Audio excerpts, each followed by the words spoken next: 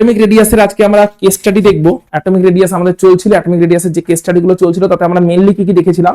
Atomic রেডিয়াসের প্রথম দেখেছিলাম, আমাকে তাড়াতাড়ি বলো, নিউক্লিয়ার চার্জ বাড়লে অ্যাটমিক রেডিয়াস বাড়ে না কমে? নিউক্লিয়ার চার্জ বাড়ছে,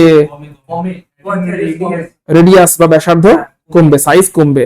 আর শেল নাম্বার বাড়লে, নতুন নতুন শেল দূরে দূরে অ্যাড হলে রেডিয়াস বা সাইজ বাড়বে। এটা হচ্ছে আমরা ইউজুয়ালি জানি, রাইট? আচ্ছা, এর উপর বেস করে আমরা এখন দুটো কেস স্টাডি করব। প্রথমটা আমরা এটাও দেখেছিলাম, পিরিয়ড বরাবর লেফট টু রাইটে গেলে রেডিয়াস কি হয়? কমতে থাকে। আর গ্রুপ বরাবর উপর থেকে নিচে নামলে রেডিয়াস বা ব্যাসার্ধ কি হয়? বাড়তে থাকে। ঠিক আছে, এর উপরে বেস করে চলো আমরা একটা দুটো কেস স্টাডি দেখছি। প্রথম যে কেস স্টাডি দেখছি সেটা হচ্ছে অ্যালকালি মেটালদের ব্যাপারে। অ্যালকালি মেটালরা বলো কোথায় আছে? গ্রুপ 1 এ না গ্রুপ কোন গ্রুপে আছে? অ্যালকালি মেটাল মানে হচ্ছে ক্ষার ধাতু। কোথায় আছে বলো? অ্যালকালি মেটাল মানে কি?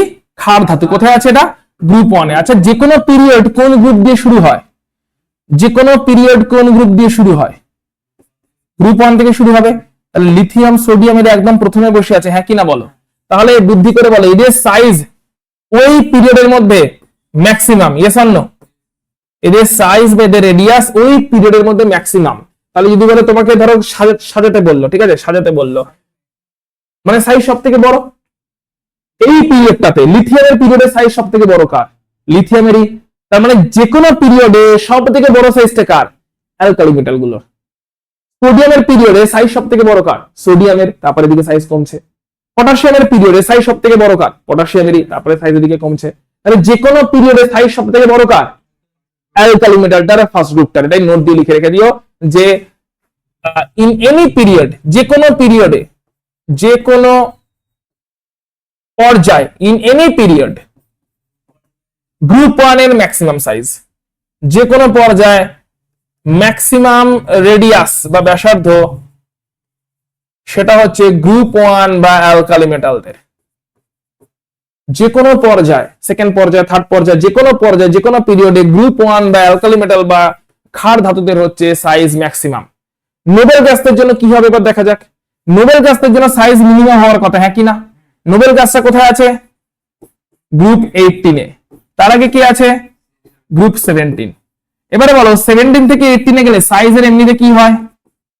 কি হওয়ার কথা? কমা যাওয়ার কথা, কারণ লেফট টু রাইটে সাইজ কমে। কিন্তু গ্রুপ 18 এ বলো নোবেল গ্যাস গুলো আছে যেখানে অক্টেট ফুলফিল হয়ে আছে, হ্যাঁ কি না? অক্টেট ফুলফিল হওয়ার জন্য আগের দিনকে আমরা পড়েছি যে এখানে যদি অক্টেটটা ফুলফিল থাকে, ইলেকট্রন ইলেকট্রন বিকর্ষণ বা রিপালশনটা ম্যাক্সিমাম, সমস্ত ইলেকট্রন ভর্তি হয়ে বসে আছে নোবেল গ্যাসে, তাহলে এখানে ম্যাক্সিমাম ইলেকট্রন ইলেকট্রন বিকর্ষণ আছে, ম্যাক্সিমাম ইলেকট্রন ইলেকট্রন বিকর্ষণ বা রিপালশন আছে। তাহলে ম্যাক্সিমাম রিপালশন বা বিকর্ষণ যদি থাকে, তাহলে এখানে কি স্লাইট একটু সাইজ বেড়ে যাচ্ছে? অল্প আয়তন বৃদ্ধি হচ্ছে। সাইজ বা আয়তন বা রেডিয়াস একই কথা, একই ব্যাপার। অল্প আয়তন বৃদ্ধি হচ্ছে। কেন বৃদ্ধি হলো? কারণ রিপালশনটা ম্যাক্সিমাম আছে। তাহলে গ্রুপ 17 এ কি হবে আর গ্রুপ 18 এ কি হবে? এইখান থেকে এখানে সাইজ তো কমে যাওয়ার কথা ছিল, কিন্তু সাইজ আসলে বেড়ে গেল। কেন বেড়ে গেল? কারণ ওখানে সবাই ভর্তি, তাই রিপালশন বা বিকর্ষণ ম্যাক্সিমাম, তাই আয়তনটা অল্প বেড়ে গেল। তাহলে সব থেকে ছোট সাইজ কোন একটা পিরিয়ডে কোথায় দাঁড়ালো? হ্যালোজেন্সেই সব থেকে ছোট সাইজ দাঁড়ালো। তাহলে এদের হয়ে গেল মিনিমাম সাইজ যে কোনো একটা পর্যায়ে। তাহলে আমাকে কুইকলি আমাকে আনসার করে বলো যে থার্ড পর্যায়ে সব থেকে ছোট সাইজটা কোন এলিমেন্টের? থার্ড পর্যায়ে সব থেকে ছোট সাইজ, থার্ড পিরিয়ড, থার্ড পিরিয়ডের সব থেকে ছোটটাকে, থার্ড পিরিয়ডের হ্যালোজেনটাকে মনে করো কে? ক্লোরিন। থার্ড পিরিয়ডের হ্যালোজেন হচ্ছে ক্লোরিন। থার্ড পিরিয়ডে সব থেকে ছোট কি হবে? ক্লোরিন। ওটা সাইজ সব থেকে ছোট, আর্গন নয় কিন্তু, ক্লোরিনের পরে আর্গনের সাইজ একটু বেড়ে যাবে। আর থার্ড পিরিয়ডে সব থেকে বড় সাইজ কার হবে? সোডিয়ামের। সোডিয়ামের সব থেকে বড় সাইজ। অ্যালকালি মেটালের সব থেকে বড়, আর অ্যালকালি মেটাল থেকে যেতে যেতে ক্লোরিনে গিয়ে সব থেকে ছোট, আর্গনে নয়, আর্গনে একটু হলে সাইজটা বেড়ে যাবে। তাহলে অ্যালকালি মেটালের সাইজ সব থেকে বড় কোন একটা পিরিয়ডে, আর হ্যালোজেনের সাইজ সব থেকে ছোট কোন একটা পিরিয়ডে। নোবেল গ্যাসের সাইজ হ্যালোজেনের থেকে একটু বেড়ে যাচ্ছে। নোবেল গ্যাসের সাইজ হ্যালোজেনের থেকে একটু বেড়ে যাচ্ছে। হ্যালোজেনের সাইজ সব থেকে ছোট, অ্যালকালি মেটালের সাইজ সব থেকে বড়। পুরো কেসটা লিখে নাও, পরেরটা যাবো। সঙ্গে সঙ্গে বোঝার সঙ্গে সঙ্গে লিখতে হবে। এই দেখো তোমাদের আরো একটা ইমপ্রুভমেন্টের জায়গা বলছি, যেটা আমি ক্লাসে দেখতে পাই তোমাদের ব্যাপারে। সেটা হচ্ছে, এটা অভিনব টু সাম এক্সটেন্ট মেনটেন করে, বাট শুভম এবং কৌস্তব তোমাদের জন্য বলছি, কনসেন্ট্রেশনটাকে এরকম ভাবে আনার চেষ্টা করো যাতে যখন তুমি বুঝছো সঙ্গে সঙ্গে তুমি নোট ডাউনও করতে পারো। যখন তুমি দেখছো যে তুমি বুঝছো যখন, তখন নোট ডাউন করতে পারছো না, বা যখন নোট ডাউন করছো তখন আর বোঝাতে মন দিতে পারছো না, এইটাকেও সিনক্রোনাইজ করা প্র্যাকটিস করো। তোমাকে দুটো একসাথে টানতে হবে, তবে কি তোমার টাইম সেভ হবে। বুঝতে পেরেছো? তবে কি তোমার টাইমও সেভ হবে, যে আমি বুঝবো এবং এট দ্য সেম টাইম আমাকে নোট ডাউনও করতে হবে বোঝার সঙ্গে সঙ্গে। এবং এটা তোমরা কি করলে করতে পারবে, তোমাদের জন্য কি করলে করতে পারবে, তোমরা যদি ক্লাসে আসার আগে টপিকটা একটু পড়ে আসো, তোমাদের বুঝতে সুবিধা হবে। এটা চলছে তো, কি পড়াচ্ছিস, কি তো পাচ্ছিস কি? হ্যাঁ হ্যাঁ হ্যাঁ হ্যাঁ, সেটা একটু পড়ে এলে, একটু রিডিং পড়ে এলে, আজকে স্যারটা আমি জানি এই চ্যাপ্টার চলছে, একটু রিডিং পড়ে যাই সেই চ্যাপ্টারটাই। দেখা হয়েছে? চেঞ্জ করবো এটা তো হ্যাবিট, ক্লাসের থ্রু দিয়ে এগুলোতে হ্যাবিট করার চেষ্টা করো, যে ক্লাস চলতে চলতে তুমি নোটটা নিতে পারো। ঠিক আছে, চেঞ্জ করছি। আচ্ছা চলে আসছে এবার। আচ্ছা এটা তো অলরেডি ডিসকাস করে দিয়েছি, ডিসকাস করার কিছু নেই। হ্যালোজেন ভার্সেস নোবেল গ্যাসেস, সেটা আমরা অলরেডি দেখলাম যে গ্রুপ 17 এ আছে। তাহলে একটা অর্ডার দেখে নি, চলো দুই একটা অর্ডার দেখে নি। তাহলে পিরিয়ড 2 এর অর্ডারটা দেখি। পিরিয়ড 2 তাহলে বলো লিথিয়াম, তারপরে কি আছে বেরিলিয়াম, তারপরে কি আছে বোরন, তারপরে আছে কার্বন, তারপরে আছে নাইট্রোজেন, তারপরে অক্সিজেন, তারপরে ফ্লুরিন, তারপরে নিয়ন। তাহলে বলো সাইজ বাড়ছে না কমছে? কার সাইজ সব থেকে বড়? লিথিয়াম, তারপরে বেরিলিয়াম, তারপরে বোরন, তারপরে কার্বন, তারপরে নাইট্রোজেন, তারপরে অক্সিজেন, তারপরে ফ্লুরিন, তারপরে yes or no? Question paper থেকে ক্লিয়ার? বলবে অক্সিজেন, ফ্লুরিন এবং নিয়নের সাইজ গুলো হলো, সাইজের ক্রম হলো চারটে অপশন। অক্সিজেন, ফ্লুরিন এবং নিয়নের সাইজের ক্রম চারটে অপশন চলে এসছে। চলো পিরিয়ড 3 তে দেখি। পিরিয়ড 3 তে বলো তাহলে কি হবে, প্রস্তাব বলবে এটা পুরো পিরিয়ড 3 টা। শুরু কর, এখনো মুখস্থ হয়নি। সোডিয়াম, তারপরে ম্যাগনেসিয়ামের সাইজ কমলো, তারপরে অ্যালুমিনিয়ামের সাইজ আরো কমলো, তারপরে সিলিকন, তারপরে ফসফরাস, সালফার, ক্লোরিন, এবারে সাইজটা বাড়বে। কোশ্চেন করতে উঠবে, ক্লিয়ার? এই আসবে কোশ্চেন উঠবে, কেন বেড়ে যাচ্ছে নোবেল গ্যাসে, ক্লিয়ার? নোবেল গ্যাসে হচ্ছে ম্যাক্সিমাম ইলেকট্রন চলে এসেছে, তাই বিকর্ষণ হচ্ছে, বিকর্ষণের জন্য ইলেকট্রন গুলো একটু দূরে দূরে ছড়িয়ে যেতে চাইছে, তার জন্য সাইজটা একটু বেড়ে যাচ্ছে। আচ্ছা এই নিয়ন এবং আর্গন আর অক্সিজেন আর সালফার, নিয়নের সাইজ বাড়ছে বুঝলাম, কিন্তু সেটা কি অক্সিজেনের থেকে বেড়ে যাচ্ছে? না, ফ্লুরিনটার থেকে একটু বাড়ছে, কিন্তু অক্সিজেনের থেকে ছোটই আছে। অর্থাৎ যদি অক্সিজেন আর নিয়নকে বলি তাহলে ওদের রিলেশন কি? অক্সিজেনের বড়, নিয়নের ছোট, সালফারের বড়, আর্গনের ছোট। এটা হচ্ছে সালফার, আর্গন বা অক্সিজেন, নিয়নের মধ্যে রিলেশন। কিন্তু ফ্লুরিনটা মাঝখানে সব থেকে ছোট হয়ে গেছে, ক্লোরিনটা মাঝখানে সব থেকে ছোট হয়ে গেছে। ক্লিয়ার? তাহলে ধর ফর এক্সাম্পল তোকে ধর বললো এরকম একটা অর্ডারটা বলে দিতে হবে, একটা এলিমেন্ট দিচ্ছে, এদের অর্ডার বলে দাও।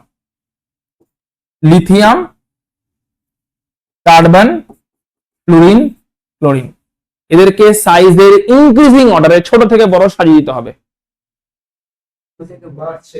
ইনক্রিজিং অর্ডার মানে ছোট থেকে বড়, ঊর্ধ্বক্রমে। লিথিয়াম, কার্বন, ফ্লুরিন এবং ক্লোরিন ছোট থেকে বড়। বলো এখানে কি একটাই পিরিয়ড দিয়েছি না দুটো পিরিয়ড মিক্সড আছে? মিক্সড হলে কি করে করবে? প্রথমে একটা পিরিয়ড বরাবর সাজাও, তারপরে গ্রুপে দেখো যে গ্রুপটা হলে কি হয়।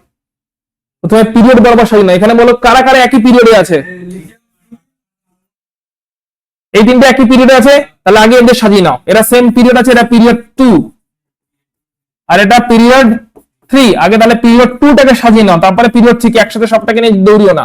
আগে পিরিয়ড 2 টাকে সাজাও। পিরিয়ড 2 তে বলো কে সব থেকে বড় হবে? কিন্তু আমাদের কি বলেছে? ছোট থেকে বড়। ছোট থেকে বড় মানে ফ্লুরিন,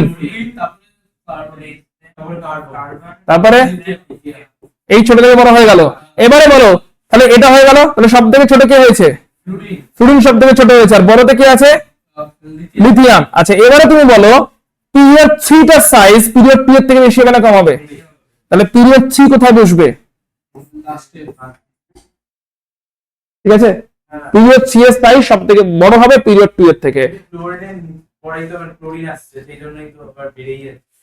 ওই জন্য বলছি পিরিয়ড 2 তে আছে এরা, আর পিরিয়ড 3 তে আছে এরা। 3 মানে শেল নাম্বার বেড়ে গেছে, শেল নাম্বার বাড়লে সাইজ তো বাড়বেই। লিথিয়ামের থেকে সাইজ বেড়ে যাবে, কারণ লিথিয়ামে আলটিমেটলি কটা শেল? যতই বড় সাইজ হোক লিথিয়ামের শেল কটা? দুটো। লিথিয়ামে দুটো শেল, যতই সাইজ বড় হোক লিথিয়ামের শেল কিন্তু দুটো। আর ক্লোরিনের শেল কিন্তু 3টে, সো সাইজ বেড়ে গেল। তার মানে প্রথমে পিরিয়ড 2 টাকে সাজিয়ে নাও, তারপরে পিরিয়ড 3 টাকে 2 এর সঙ্গে অ্যাডজাস্ট করো, যে 2 টাকে সাজিয়েছি, এবারে ছোট থেকে বড়তে পিরিয়ড 3 তে সাইজ বেশি হবে, তাই 3 থেকে নিয়ে গেলাম। ঠিক আছে, এরকম করে চিন্তা করে করতে হবে। বেশ, চলো ডি এন্ড এফ কন্ট্রাকশন, এখানে আমরা স্ক্রিনিং এফেক্ট কনসেপ্টটা দেখবো। হেডিং দিয়ে দেবে ডি এন্ড এফ কন্ট্রাকশন বা ডি এন্ড এফ সংকোচন, এবং আমরা দেখবো এখানে স্ক্রিনিং এফেক্ট। আগের দিন পড়েছিলাম, মনে আছে? সো স্ক্রিনিং এফেক্টের বাংলা হচ্ছে আবরণী ক্ষমতা। স্ক্রিন মানে এটা আবরণ, বাংলা হচ্ছে আবরণী ক্ষমতা। ডি এন্ড এফ কন্ট্রাকশন, এবং সেখানে আমরা দেখবো আবরণী ক্ষমতা বা স্ক্রিনিং এফেক্ট। আবরণী ক্ষমতা বা স্ক্রিনিং এফেক্ট এর মানেটা কি দেখো, ভালো করে দেখো, ছবির মাধ্যমে আমরা বোঝার চেষ্টা করছি জিনিসটা কি। আবরণী ক্ষমতা, কে আবরণ, কিসের আবরণ, ভালো করে দেখান। ধরলাম এটা নিউক্লিয়াস, এটা হচ্ছে আমাদের যোজ্যতা কক্ষ বা ভ্যালেন্স শেল। শুভমের জন্য কোশ্চেন, নিউক্লিয়াস আর যোজ্যতা কক্ষের মাঝখানে কি আছে?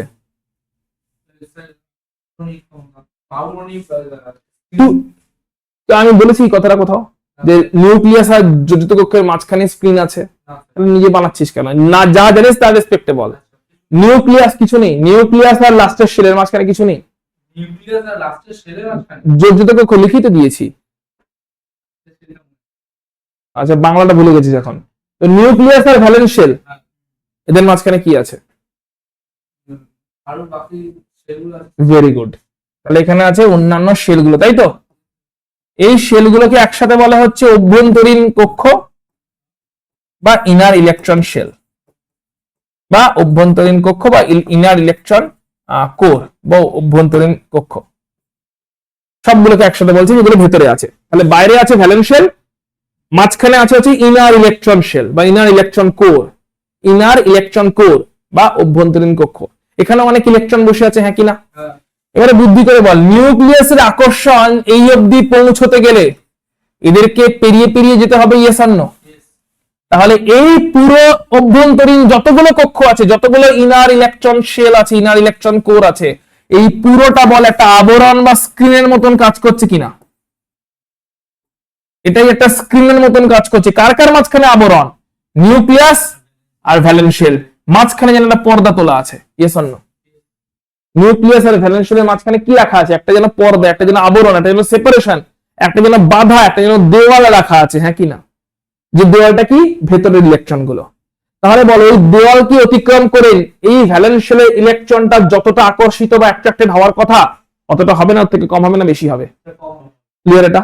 তাহলে মাঝখানে যদি একটা স্ক্রিন থাকে, যাকে আমরা বলছি আবরণ, আবরণ থাকে, তাহলে আবরণটার জন্য নিউক্লিয়ার আকর্ষণ বাড়বে না কমবে? নিউক্লিয়ার অ্যাট্রাকশন বাড়বে না কমবে? নিউক্লিয়ার আকর্ষণ কমবে। ভ্যালেন্স শেলের উপর যদি নিউক্লিয়াসের আকর্ষণ কমে যায়, স্ক্রিনের জন্য ভ্যালেন্স শেলের উপর যদি নিউক্লিয়ার আকর্ষণ কমে যায়, বল শেলটা কাছে আসবে না দূরে যাবে না, কি হবে? ক্লিয়ার? সাইজের কি হওয়ার কথা? হ্যাঁ, ভ্যালেন্স শেলটা দূরে গেলে সাইজটা কমে গেল, কমে গেল বলছিস কেন? আবার বলছি দেখ, নিউক্লিয়াস আর ভ্যালেন্স শেল, তার মাঝখানে কি আছে? এটা স্ক্রিন। নিউক্লিয়াস আর ভ্যালেন্স শেলের মাঝে আছে স্ক্রিন। স্ক্রিনটাকে ভেতরের যে শেলগুলো আছে সেইগুলো একটা স্ক্রিন তৈরি করেছে, ভেতরের ইলেকট্রন গুলো একটা স্ক্রিন তৈরি করেছে। তাহলে ভেতরের যে ইলেকট্রন গুলো আছে, এগুলো ইনার ইলেকট্রন, সেই ইনার ইলেকট্রন গুলো একটা স্ক্রিন তৈরি করেছে, একটা আবরণ তৈরি করেছে। আবরণ তৈরির জন্য নিউক্লিয়াসের অ্যাট্রাকশন কি ভ্যালেন্স শেল অবধি পৌঁছচ্ছে না কমে যাচ্ছে? কমে যাচ্ছে, কারণ মাঝখানে স্ক্রিনটা আটকাচ্ছে আকর্ষণটাকে। যদি অ্যাট্রাকশনটা, আকর্ষণটা কমে যায় ভ্যালেন্স শেল অবধি, ভ্যালেন্স শেল কাছে আসবে কি দূরে যাবে? ভ্যালেন্স শেল দূরে গেলে সাইজ বাড়বে না কমবে? ক্লিয়ার? নিউক্লিয়ার আকর্ষণ কমলে ভ্যালেন্স শেল দূরে যাচ্ছে, সাইজ কমে যাচ্ছে। ক্লিয়ার হয়েছে এই অবধি? এবার আমরা দেখব এই স্ক্রিনিং এফেক্ট কার বেশি কার কম। এস অরবিটালের সব থেকে বেশি, তারপরে পি অরবিটালের, তারপরে ডি অরবিটাল, তারপরে এফ অরবিটাল।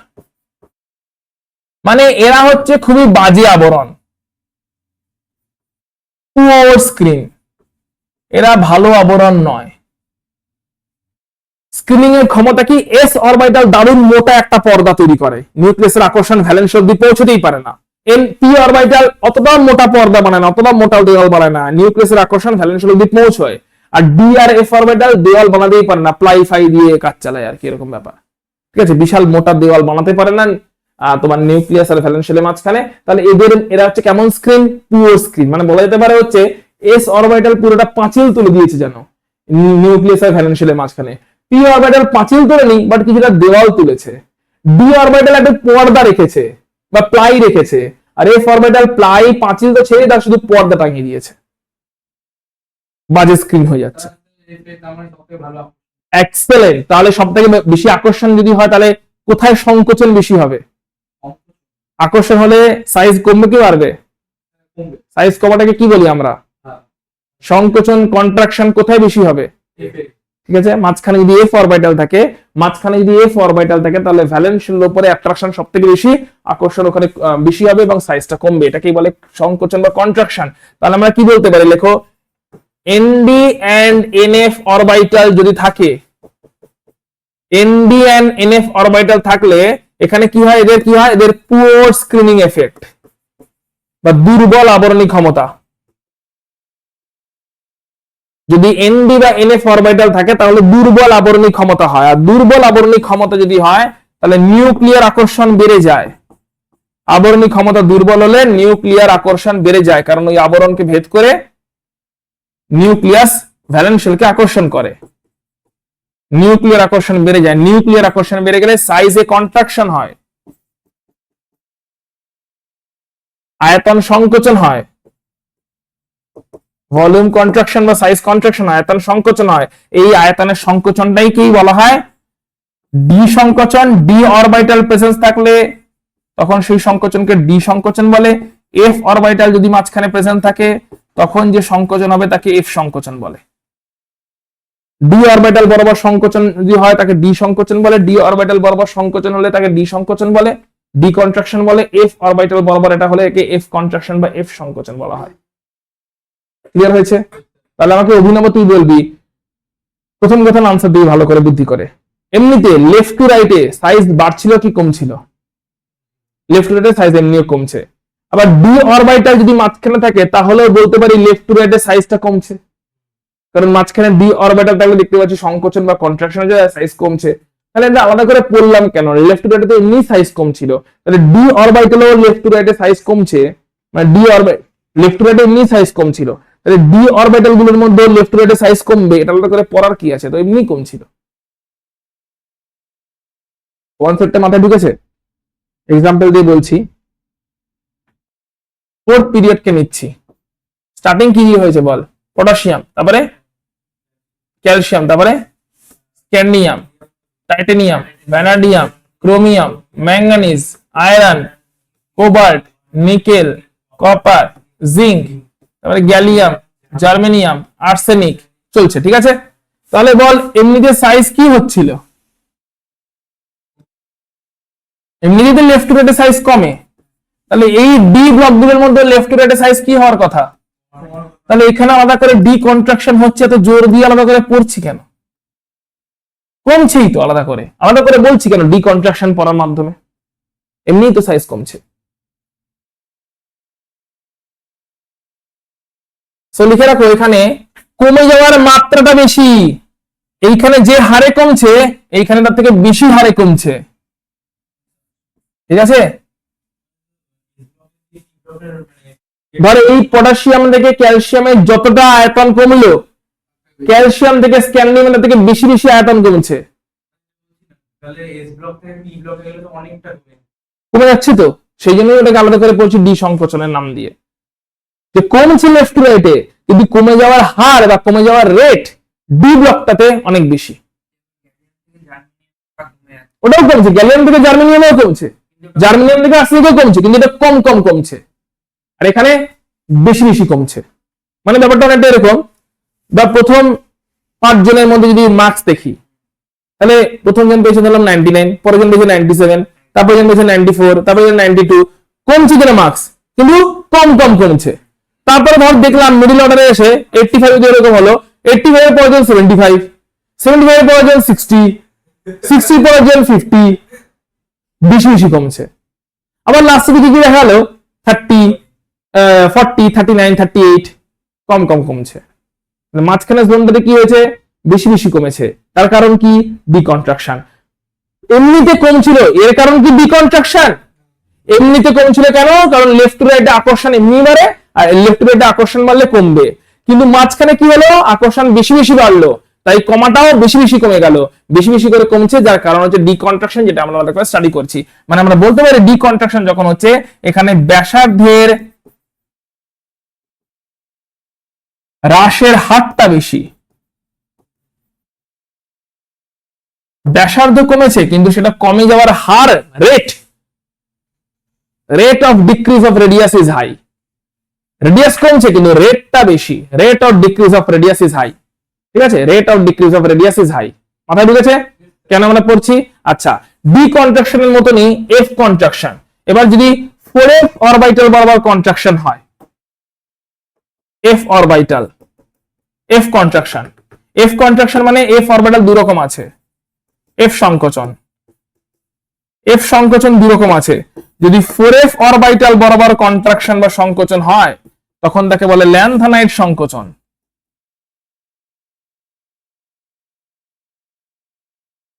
বা ল্যান্থানাইড কন্ট্রাকশন মানে এই সিরিয়াম থেকে লুটেশিয়াম অবধি যা সাইজ কমার কথা তার থেকে বেশি বেশি করে কমছে। সিরিয়াম থেকে লুটেশিয়াম অবধি সাইজ কমছে, যা কমার কথা তার থেকে বেশি বেশি করে কমছে। এদের কি বলে ল্যান্থানাইড, এবং এই কন্ট্রাকশনটাকে বলে ল্যান্থানাইড কন্ট্রাকশন। কখন হচ্ছে, যখন 4f অরবিটাল মাঝখানে আছে। মাঝখানে যদি 4f অরবিটাল থাকে, 4f অরবিটাল এতটাই বাজে স্ক্রিন, এতটাই বাজে আবরণ যে নিউক্লিয়াসের আকর্ষণ ভ্যালেন্স শেল অবধি আরামসে পৌঁছচ্ছে। নিউক্লিয়াসের আকর্ষণ ভ্যালেন্স শেল অবধি আরামসে যদি পৌঁছে যায়, তাহলে ভ্যালেন্স শেলে কন্ট্রাকশন দেখতে পাওয়া যাচ্ছে। হাইড্রোজেন হিলিয়ামের একদমই স্ক্রিনিং নেই বললেই চলে, কিন্তু এদের সাইজ আবার এতটাই ছোট যেখানে আবার অ্যাট্রাকশন অনেক বেশি। হাইড্রোজেন হিলিয়ামের সাইজ একটাই করে শেল না, সাইজ তো অনেক ছোট। ঠিক আছে, 5f অরবিটাল বরাবর যদি এই কন্ট্রাকশনটা হয়, তখন তাকেই বলা হয় অ্যাক্টিনাইড কন্ট্রাকশন।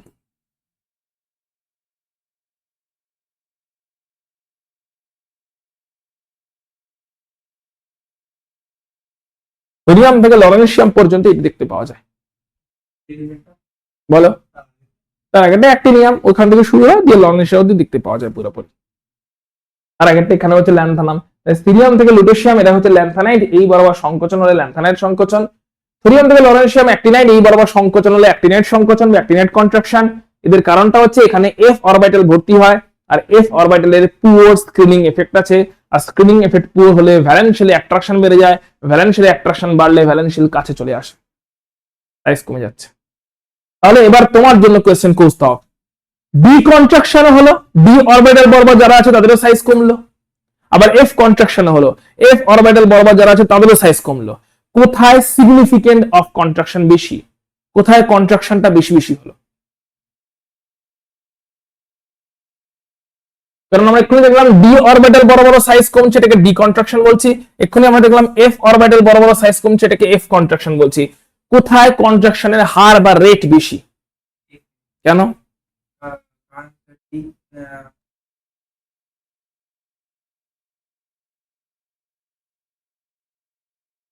এর আগে ওখানে ডি এর একটা পর্দা আছে। ঠিক হচ্ছে না, বল। ভেরি গুড, অর্থাৎ পর্দা বলবি না, আবরণ। তবে আগে ডি আছে বলে নয়, এফ অরবিটালের আবরণটা কেমন আবরণ? খুবই খারাপ আবরণ, বাজে আবরণ, পুওর স্ক্রিন। তাহলে এফ অরবিটালের আবরণটা যদি পুওর হয়, বাজে স্ক্রিন হয়, বাজে আবরণ হয়, তাহলে নিউক্লিয়াসের আকর্ষণ ভ্যালেন্স শেল অবধি আরামসে পৌঁছবে এফ অরবিটাল মাঝখানে থাকলে। কিন্তু ডি অরবিটালটা কি অতটাও বাজে স্ক্রিন?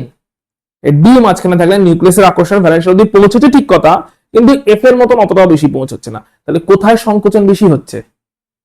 মাঝখানে এফ অরবিটাল থাকলে ভ্যালেন্স শেলের সংকোচন বেশি হচ্ছে, মাঝখানে ডি অরবিটাল থাকলে ভ্যালেন্স শেলের সংকোচন একটু হলেও কম থাকছে এফ থাকলে যা থাকতো তার থেকে।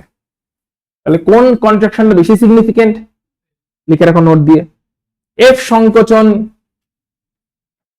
এর গুরুত্ব বেশি, বা significance of F contraction is high. F সংকোচনের গুরুত্ব বেশি, কারণ কারণ এফ অরবিটালের আবরণী ক্ষমতা সব থেকে খারাপ। Screening effect of F orbital is পুরেস্ট।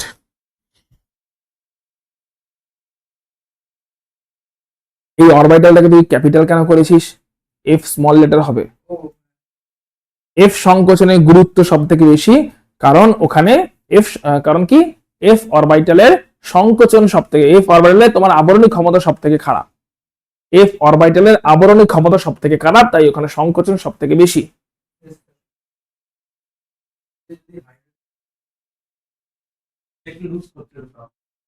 Electron loose করছে, দেখো অ্যাট্রাকশন প্রোটনটাও তো অতটা বেশি না, প্রথম কথা। দ্বিতীয় কথা, ইলেকট্রন লুজ করলে কি হবে, ইলেকট্রনটার বার্ডেনটাই চলে গেল, ইলেকট্রনকে অ্যাট্রাক্ট করে রাখতে হবে, সেই বার্ডেনটা চলে গেল, তাই লুজ করে দিতে চাইছে। ঠিক আছে, নো ডাউট অ্যাট্রাকশন বেশি, কিন্তু লুজ করতে যাবে এই টেন্ডেন্সিও বেশি। ঠিক আছে,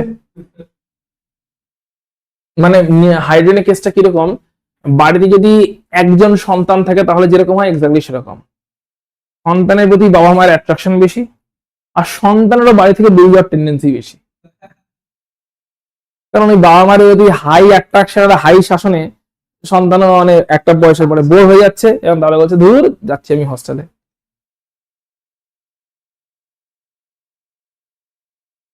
আচ্ছা, আইসোইলেকট্রনিক স্পিসিসকে আগের দিন করেছিলাম।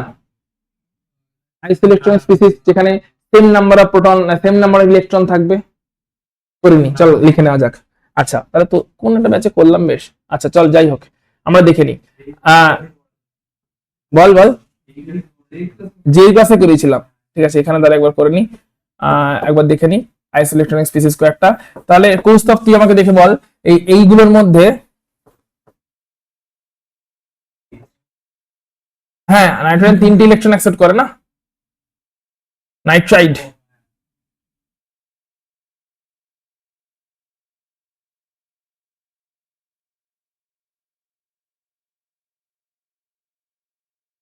এদের প্রোটন নাম্বারটা লিখে নিই প্রথমে, অ্যাটমিক নাম্বার বা প্রোটন নাম্বার। নাইট্রোজেনের 7, অক্সিজেনের 8, ফ্লুরিনের 9, নিয়নের প্রোটন 10, অ্যাটমিক নাম্বার 10, সোডিয়ামের 11, ম্যাগনেসিয়ামের 12, অ্যালুমিনিয়ামের 13। কৌস্তবকে জিজ্ঞেস করছি, এখানে 7 প্রোটন মানে কতগুলো ইলেকট্রন আছে? কিন্তু 3টে মাইনাস আছে, তাহলে টোটাল কতগুলো ইলেকট্রন? তাহলে তুমি কৌস্তব বলি, শুভম বলো এখানে কতগুলো ইলেকট্রন? অক্সিজেনের প্রোটন কটা? তাহলে ইলেকট্রন কটা থাকার কথা, কিন্তু দুটো মাইনাস আছে, মানে 10টা, এক্সট্রা দুটো আছে, তাই তো? অভিনব বলে এখানে ইলেকট্রন কটা? 10টা, কারণ 9টা প্রোটন 9টা ইলেকট্রন থাকার কথা, একটা মাইনাস, মানে 10টা। এর তো 10টা প্রোটন 10টা ইলেকট্রন নিউট্রাল। এখানে 11টা প্রোটন 11টা ইলেকট্রন, কিন্তু একটা লস হয়ে গেছে, তাহলে 10টা। 12টা প্রোটন 12টা ইলেকট্রন, দুটো লস হয়ে গেছে, তাহলেও 10টা। 3টে লস হয়ে গেছে, তাহলেও 10টা। সবগুলোতে ইলেকট্রন নাম্বার সেম হলে এদেরকে বলে আইসো ইলেকট্রনিক স্পিসিস। এই কটা এক্সাম্পল দিলাম, অনেক হতে পারে। কারণ যদি ইলেকট্রন নাম্বার সেম হয়, যেরকম বলো, আমাকে বলবে, চেক করে বলো দেখি আমাকে,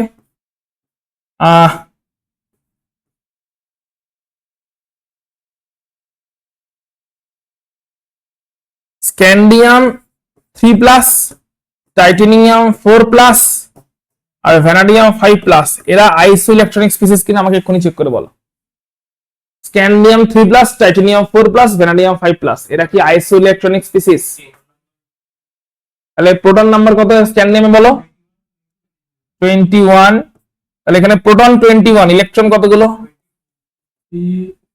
ইলেকট্রন কমে গেছে রে, প্লাস চার্জ এসছে, 3টে করে কমেছে, কতগুলো? টাইটেনিয়ামের প্রোটন নাম্বার হচ্ছে 22, এখানে প্রোটন নাম্বার হচ্ছে 23, 5টা বেরিয়ে গেছে, কতগুলো ইলেকট্রন আছে? তাহলে এটা কেমন স্পিসিস? আইসো ইলেকট্রনিক স্পিসিস। ঠিক আছে, ইলেকট্রন নাম্বার সেম হলে আইসো ইলেকট্রনিক স্পিসিস। এবার অ্যানায়নদের জন্য রুলটা কি? অ্যানায়নদের জন্য রুলটা হচ্ছে যে যত অ্যানায়নের চার্জ বাড়বে তত হচ্ছে রেডিয়াস আস্তে আস্তে বাড়বে, ব্যাসার্ধ আস্তে আস্তে বাড়বে। আর ক্যাটায়নের জন্য হচ্ছে ঠিক উল্টো, ক্যাটায়নের জন্য যত ক্যাটায়নের চার্জ বাড়বে তত রেডিয়াস বা ব্যাসার্ধ আস্তে আস্তে কমবে, উল্টো ব্যস্তানুপাতিক। তাহলে অর্ডারটা কি দাঁড়াবে? তুই আপনি জিজ্ঞেস করছিস কি রে? ইলেকট্রন নিলে নেগেটিভ চার্জ, ওটাই অ্যানায়ন, আর ইলেকট্রন ছাড়লে পজিটিভ চার্জ, ওটা ক্যাটায়ন। ইলেকট্রন নিলে নেগেটিভ চার্জ ওটাই অ্যানায়ন, ইলেকট্রন ছাড়লে পজিটিভ ওটাই ক্যাটায়ন। বেশ, তাহলে অ্যানায়নের জন্য চার্জ যদি বেশি হয় তাহলে রেডিয়াস বেশি। তাহলে বল তিনটে অ্যানায়নের মধ্যে চার্জ কোথায় বেশি? N3- এ। রেডিয়াস কোথায় বেশি? N3-। নিউট্রালে তো কোনো ইলেকট্রন নেই, রেডিয়াস কম থাকবে। ক্যাটায়নের জন্য উল্টো, চার্জ বাড়লে রেডিয়াস কমছে, চার্জ বাড়লে রেডিয়াস কমছে, মানে সোডিয়ামের রেডিয়াস বেশি, চার্জ কম, রেডিয়াস বেশি। অ্যালুমিনিয়ামের চার্জ বেশি, রেডিয়াস কমে গেছে। তাহলে এটা হচ্ছে আমাদের অর্ডার থাকছে। ক্লিয়ার? ক্যাটায়নের জন্য চার্জ বাড়লে রেডিয়াস কমছে, আর অ্যানায়নের জন্য চার্জ বাড়লে রেডিয়াস বাড়ছে। ক্যাটায়নের জন্য চার্জ বাড়লে রেডিয়াস কমছে, আর অ্যানায়নের জন্য চার্জ বাড়লে রেডিয়াস বাড়ছে। ওকে, তাহলে এটা হচ্ছে আমাদের রেডিয়াসের অর্ডার। তাহলে বলো অভিনবের কারণটা কি? ক্যাটায়নের জন্য চার্জ বাড়লে কেন রেডিয়াস বাড়ে, রেডিয়াস কমে? ক্যাটায়নের জন্য চার্জ বাড়লে রেডিয়াস কমছে কেন? পজিটিভ চার্জ যদি বেশি হয়ে যায় তাহলে কি হচ্ছে? নিউক্লিয়ার চার্জ বাড়ছে, অ্যাট্রাকশন বাড়ছে, রেডিয়াস কমছে। আর এখানে অ্যানায়নের জন্য চার্জ বাড়লে রেডিয়াস বাড়ছে কেন? ইলেকট্রন যত বেশি ঢুকছে, ইলেকট্রন ঢুকে মানে রিপালশন বেড়ে যাচ্ছে, রিপালশন বেড়ে যাওয়ার জন্য রেডিয়াসটা বেড়ে যাচ্ছে। ভেরি গুড, লেখা হচ্ছে কৌস্তব।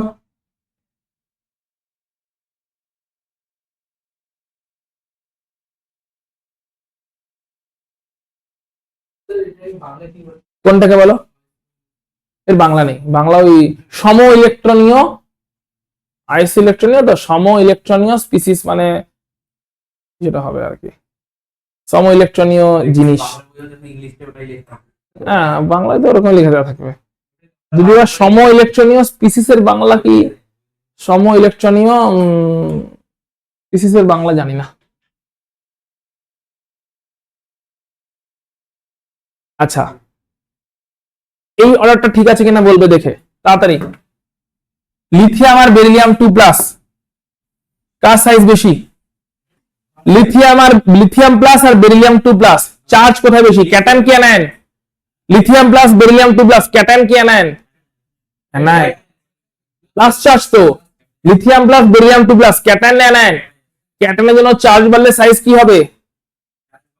ক্যাটায়নের জন্য সাইজ বাড়লে সাইজ কমবে। তাহলে কার সাইজ বেশি হবে? লিথিয়ামের। আর কার সাইজ কম হবে? পরেরটা বলে দাও। এটা ঠিক আছে কিনা লেখা? ঠিক আছে, এটা এক্ষুনি তো দেখলাম আমরা। তাহলে চার্জ যত বাড়ছে অ্যাট্রাকশন তত বাড়ছে, চার্জ বাড়ছে অ্যাট্রাকশন বাড়ছে, সাইজ তত কমছে। চার্জ বাড়লে অ্যাট্রাকশন বাড়ছে, আর অ্যাট্রাকশন বাড়লে মানে পজিটিভ চার্জ বাড়লে অ্যাট্রাকশন বাড়ছে, সাইজ তাহলে কমছে। হ্যাঁ কি না বলো? এই অর্ডারটা ঠিক আছে? এক্ষুনি দেখেছি, ঠিক আছে তো? এটা অ্যানায়নের জন্য। অ্যানায়নের জন্য কি হচ্ছে? চার্জ যত বেশি সাইজ তত বেশি, কারণ এক্সট্রা ইলেকট্রন ঢুকে বসে আছে, ইলেকট্রন জন্য রিপালশন হচ্ছে, বিকর্ষণ হচ্ছে, আর বিকর্ষণ হওয়ার জন্য একটু সাইজটা বেড়ে যাচ্ছে। এক্সট্রা ইলেকট্রন যত ঢুকেছে তত বেশি বিকর্ষণ হচ্ছে, বিকর্ষণ হলে ইলেকট্রন গুলো দূরে দূরে যাচ্ছে, ইলেকট্রন দূরে দূরে যাওয়া মানে সাইজের মানটা একটু একটু করে বেড়ে যাচ্ছে। ঠিক আছে, ওকে, অর্ডার গুলো পারবে তো? বলো পুরোটা ক্লিয়ার আছে কিনা? লিথিয়াম, সোডিয়াম, পটাশিয়াম ওদের চার্জ সমান কি সমান নয়? তাহলে এদের সাইজ কি হবে বলো? Lithium, sodium, potassium, rubidium plus এদের সাইজ, এদের চার্জ সমান, সমান চার্জে, তখন কি হবে? কেন ঠিক আছে বলো? একদম ঠিক, উপর থেকে নিচে নামলে সাইজ এমনি বাড়ে, তো চার্জ তো ওদের সেমই থাকবে, কিন্তু উপর থেকে নিচে সাইজ বাড়ছে, তাই বাড়ছে। ক্লিয়ার? ঠিক আছে, এবার বলো অ্যানায়ন একই চার্জ আছে, কিন্তু একই চার্জে কি দেখতে হবে? উপর থেকে নিচে আছে, উপর থেকে নিচে তো সাইজ এমনিই বাড়ে, তাই এরও সাইজ বাড়ছে। অর্ডার ঠিক আছে, এখানেও সাইজ বাড়ছে, উপর থেকে নিচে সাইজ বাড়ছে। ঠিক আছে, কেসগুলো ক্লিয়ার তো? আচ্ছা, ল্যান্থানাইট সংকোচন অলরেডি আমরা দেখে নিয়েছি, মাথায় ঢুকেছে কিনা বলো ল্যান্থানাইট সংকোচনটা? ল্যান্থানাইট কন্ট্রাকশনের কারণ কি তাহলে যদি জিজ্ঞেস করে সংক্ষেপে একদম এক লাইনে বলতে হবে। ল্যান্থানাইট সংকোচনের, ভেরি গুড, ভেরি গুড। তাহলে লিখে রাখো কারণটা, ল্যান্থানাইট যেখানে লিখেছো ওখানে লিখে রাখো। মেন কারণটা কি? কারণ এটাই অপশনসে দিয়ে দেবে, সেটা হচ্ছে মানে দুর্বল আবরণী ক্ষমতা বা এফ অরবিটালের। এবার দেখিয়ে দিচ্ছি এখানে জিনিসটা কেমন করে হচ্ছে। এনএফ অরবিটালের দুর্বল আবরণী ক্ষমতা, এবার ছবি এঁকে দেখিয়ে দিচ্ছি, বা পুয়ার স্ক্রিনিং এফেক্ট। এনএফ অরবিটালের দুর্বল আবরণী ক্ষমতা বা পুয়ার স্ক্রিনিং এফেক্ট। আচ্ছা, ভালো করে দেখবি, ল্যান্থানাইটটাকে ড্র করছি। ল্যান্থানাইট মানে হচ্ছে, এটা হচ্ছে ভালো করে ল্যান্থানাইট শুধু একটা কনসেপ্টও দিয়ে দেওয়ার চেষ্টা করছি। এটা ফার্স্ট শেল, ঠিক আছে, second shell, third shell, 4th shell, 5th shell, 6th shell, ল্যান্থানাইডের 6th শেল অব্দি ইলেকট্রন ভর্তি থাকে। এটা হচ্ছে ল্যান্থানাইডের নিউক্লিয়াস। এটা হচ্ছে n equal to 1, n equal to 2, n equal to 3, n equal to 4, n equal to 5, n equal to 6, এই অবধি আমরা ল্যান্থানাইড ড্র করলাম। ঠিক আছে, এটা হচ্ছে নিউক্লিয়াস। বেশ, এবার বল ফার্স্ট শেলে কটা অরবিটাল আছে? এই ফার্স্ট শেলে একটাই অরবিটাল 1s, অরবিটালটাকে আমি এই মাথায় ড্র করে দিলাম। ঠিক আছে, অ্যাজ ইফ যেন ফার্স্ট শেলেই একটা লোকেশন যেখানে ইলেকট্রন থাকতে পারে, ইলেকট্রন ক্লাউড হয়ে অ্যাজ স্টেশনারি ওয়েভ। অর্থাৎ ফার্স্ট শেলের মধ্যে একটা লোকেশন ধরলাম, ফার্স্ট শেলের মধ্যে একটা 3 ডাইমেনশনাল লোকেশন ধরলাম, যে ফার্স্ট শেলের 3 ডাইমেনশনাল লোকেশনে আমরা ধরতে পারি ইলেকট্রন থাকতে পারে বা ইলেকট্রনের মেঘটা, ইলেকট্রনের ক্লাউডটা থাকার প্রবাবিলিটি বেশি হতে পারে। তাহলে ফার্স্ট শেলের মধ্যে এরকম একটা লোকেশন আছে যেখানে কিনা ইলেকট্রনের মেঘ বা ইলেকট্রনের ক্লাউড থাকার টেন্ডেন্সি সব থেকে বেশি, এই লোকেশনটাই হচ্ছে 1s অরবিটাল। এরকম বল সেকেন্ড শেলে কতগুলো লোকেশন আছে? আর ইয়েস অর নো? সেকেন্ড শেলে এরকম দুটো লোকেশন আছে যেখানে বলতে পারি সেকেন্ড শেল এরকম, মানে সেকেন্ড শেলটাতে দু রকমের লোকেশন পাচ্ছি, যে লোকেশনগুলোতে বলতে পারি যে আমরা তোমার নিউক্লিয়াসে ইলেকট্রন থাকার টেন্ডেন্সি বেশি থাকতে পারে। থার্ড শেল এরকম কতগুলো পাচ্ছি? ইয়েস, 3টে 3p। আর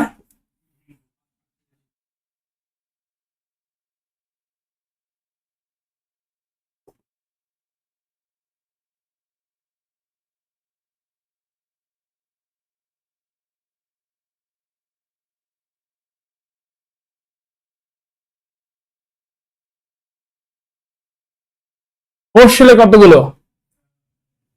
4s 4p 4d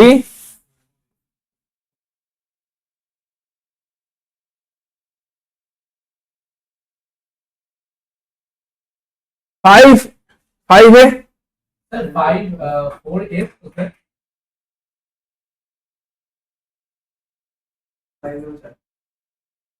5s 5p 5d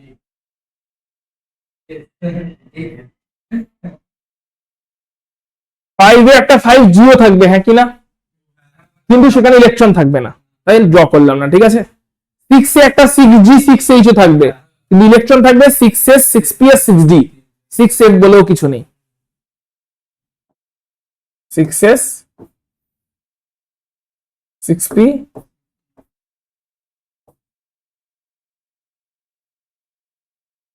ঠিক আছে। এরপরের যে অরবিটাল গুলো ফাঁকা আছে ওখানে ইলেকট্রন নেই। এই অবধি ক্লিয়ার? এবারে বল ল্যান্থোনাইডের জন্য এই ইলেকট্রন গুলো ভর্তি, হ্যাঁ কি না? ল্যান্থোনাইডের জন্য ইলেকট্রন গুলো কি, কিন্তু ভ্যালেন্স শেলটা কোনটা? ল্যান্থোনাইডের ভ্যালেন্স শেল এইটা, ইয়েস অর নো? ল্যান্থোনাইডের ভ্যালেন্স শেল এইখানে, আর ল্যান্থোনাইডের ক্ষেত্রে ডি তে একটা ঢুকে বসে থাকে। ঠিক আছে, এই হচ্ছে ল্যান্থোনাইডের সিন। ল্যান্থোনাইডের ভ্যালেন্স শেল এইটা, কিন্তু তাকে ক্রস করে আসতে গেলে, মানে ভ্যালেন্স শেল অবধি পৌঁছতে গেলে নিউক্লিয়াসের আকর্ষণকে ভ্যালেন্স শেল অবধি পৌঁছতে গেলে কাকে মাঝ রাস্তায় ক্রস করতে হচ্ছে? আর এদের আবরণী ক্ষমতা কেমন?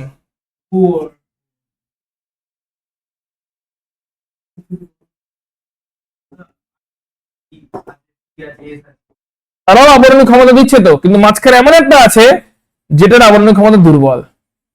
এটা না থাকলে একটু হলেও আবরণী ক্ষমতাটা মানে সবল হতো, হ্যাঁ কি না? আবরণী ক্ষমতা যদি ভালো হতো, মানে এটা যদি না থাকতো তাহলে আবরণী ক্ষমতা ভালো হতো, আবরণী ক্ষমতা ভালো হলে নিউক্লিয়াসের আকর্ষণ অবধি পৌঁছতে পারতো, অতটা ভালোভাবে পৌঁছতো না। তাহলে মাঝখানে এমন একজন আছে যার আবরণী ক্ষমতা কেমন বা স্ক্রিনিং পাওয়ার কেমন, আর স্ক্রিনিং পাওয়ার বা আবরণী ক্ষমতা খুবই দুর্বল। যেহেতু স্ক্রিনিং পাওয়ার বা আবরণী ক্ষমতা খুবই দুর্বল এবং এরকম অরবিটালকে ওভারকাম করে নিউক্লিয়াসের আকর্ষণকে ভ্যালেন্স শেল অবধি পৌঁছতে হচ্ছে, তাহলে এই দুর্বল আবরণী ক্ষমতা বা পুরো স্ক্রিনিং ওয়ালা এই এফ অরবিটাল থাকার জন্য নিউক্লিয়াসের আকর্ষণ বল ভ্যালেন্স শেল অবধি বেশি বেশি পৌঁছচ্ছে, হ্যাঁ কিনা? সিনটা ক্লিয়ার? এটা না থাকলে বাকি যারা আছে তাদের কি অতটাও দুর্বল? অতটাও দুর্বল নয়। তাহলে বাকি যারা স্ক্রিন করে আটকাতো কিনা? আটকাতো। যদি আটকাতো তাহলে নিউক্লিয়াসের আকর্ষণ বল ভ্যালেন্স শেল অবধি অতটা পৌঁছতে পারতো যতটা এটা থাকলে পৌঁছচ্ছে। তাহলে মাঝখানে এমন একটা স্ক্রিন বসে আছে যার আবরণী ক্ষমতা দুর্বল হওয়ার জন্য নিউক্লিয়াসের আকর্ষণ বল ভ্যালেন্স শেল অবধি বেড়ে গেছে। যেহেতু আকর্ষণ বলটা ভ্যালেন্স শেলে গিয়ে বেড়ে গেছে তাই সাইজটা একটু হলো কন্ট্রাকশন হবে, ছোট হবে। f অরবিটাল যদি 4f অরবিটাল হয়, 4f অরবিটালের জন্য এই যে সাইজের ডিক্রিজ হয়ে গেল, এটাকে কি বলা হয়? Lanthanide contraction. কারণ এখানে আছে ল্যান্থানাইড গুলো, তাই তো? মাথায় ঢুকেছে কিনা বলো? আঁকাটা এঁকে রাখো, এঁকে রাখো। চলো পরে কি আছে দেখে নি। আচ্ছা চলে আসছে তাহলে এখানে কেসগুলো শেষ হলো অ্যাটমিক রেডিয়াসের ব্যাপারে। নেক্সট হচ্ছে মেটালিক প্রপার্টি। মেটালিক প্রপার্টি বলতে কি বোঝায় আমরা প্রথমে দেখবো যে ধাতু কাকে বলে বা মেটাল কাকে বলে। যারা হচ্ছে ইলেকট্রন লস করতে পারে, ইলেকট্রন বর্জনের প্রবণতা বা ইলেকট্রন লুজিং এবিলিটি, ইলেকট্রন বর্জনের টেন্ডেন্সি বা ইলেকট্রন লুজিং টেন্ডেন্সি, তাকেই বলা হয় মেটালিক প্রপার্টি বা ধাতব ধর্ম। ইলেকট্রন বর্জনের প্রবণতা বা ইলেকট্রন বর্জনের টেন্ডেন্সি বা ইলেকট্রন লুজিং টেন্ডেন্সি, তাকে বলা হয় মেটালিক প্রপার্টি। তাহলে যারা ধাতু তারা কি করতে পারে? ইলেকট্রন বর্জন করতে পারে। দু একটা এক্সাম্পল দেখে নি। একটা ধাতুর নাম বল, যে কোনো একটা ধাতুর নাম বল। Metal, magnesium. Magnesium electron loss করে, হ্যাঁ কি না? দিয়ে ম্যাগনেসিয়াম 2+ হয়, তাই তো? তিনজনেই একটা একটা করে বলো। অভিনব একটা বলো, তুমি একটা বলো, তুমি একটা বলো, শুভম বলো। পটাশিয়াম, পটাশিয়ামে একটা ইলেকট্রন লস করে, হ্যাঁ কি না? দিয়ে পটাশিয়াম প্লাস হয়। শুভম বলো একটা ধাতুর নাম। ক্যালসিয়াম, ক্যালসিয়ামও ইলেকট্রন লস করে, দিয়ে তাহলে ইলেকট্রন যারা লস করে তার জন্য ইলেকট্রন লস করে, ইলেকট্রন বর্জন করে, এই প্রবণতা আছে বলেই এদেরকে কি বলা হচ্ছে? ধাতু। ক্লিয়ার হয়েছে ধাতু? আচ্ছা ধাতুদের কি চরিত্র থাকে সেটাও দেখে নি। ধাতুরা কেমন আয়ন তৈরি করেছে? ধনাত্মক না ঋণাত্মক? পজিটিভ না নেগেটিভ? এই ধাতুটা হচ্ছে তড়িৎ ধনাত্মক বা ইলেকট্রো পজিটিভ, কারণ এরা ধনাত্মক আয়ন বানায়। ধাতুরা হচ্ছে তড়িৎ ধনাত্মক মৌল বা ইলেকট্রো পজিটিভ এলিমেন্ট, বিকজ এরা কি তৈরি করেছে? এরা ক্যাটায়ন তৈরি করেছে। ধাতুদের কি বলা হয়? ধাতুদের বলা হয়, মেটালদের কি বলা হয়? মেটালদের বা ধাতুদের বলা হয় তড়িৎ ধনাত্মক বা ইলেকট্রো পজিটিভ।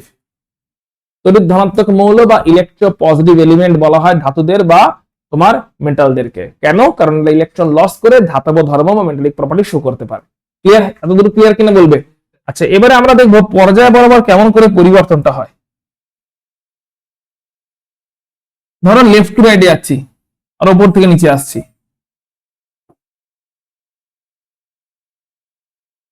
ঠিক আছে?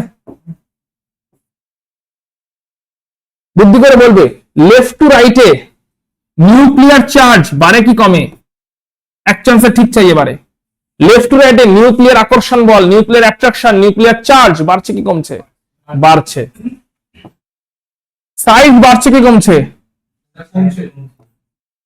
যদি তাকাও চার্জ বাড়ে সাইজ কমে, তাহলে লাস্টের ইলেকট্রনটাকে বের করা, বর্জন করা ইজি না ডিফিকাল্ট?